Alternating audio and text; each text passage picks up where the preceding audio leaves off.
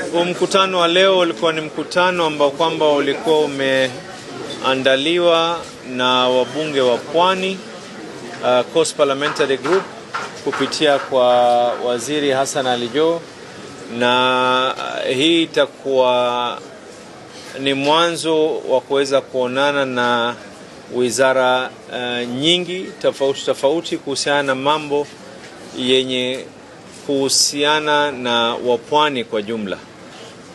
Katika lile ambalo kwamba lilozungumzwa, kuna mambo mengi kuhusiana na mambo ya usalama, mambo ya vita dhidi ya madawa kulevya. Kuna yale ambayo kwamba tunaweza kuyazungumza hapa, kuna yale ambayo kwamba si ya kuzungumzwa hadharani, lakini la muhimu zaidi ambalo nataka kuweka msisitizo nalo ni kuhusiana na mambo ya kuregister watu wetu wawe na identity cards.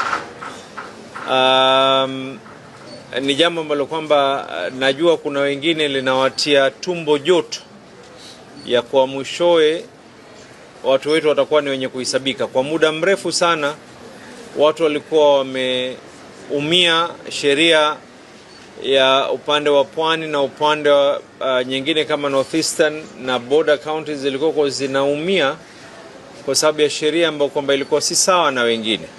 Sasa tunaona kwa tunajaa mitaani, tunajaa katika barabara, lakini kujaa kwetu halijazi kapu la kura wala kapu la maendeleo ikiwa hatuwezi kuhesabika.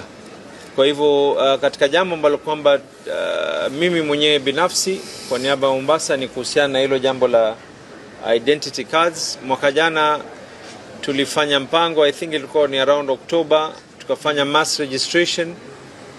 Tuliweza kupata watu takriban 9,000, na karibuni mwezi huu tunafanya mpango mwingine na wizara, and nitazungumza na magavana wengine pia waweze na wao kuweza kufanya pamoja na wabunge ili Pwani nzima tuwe na idadi ya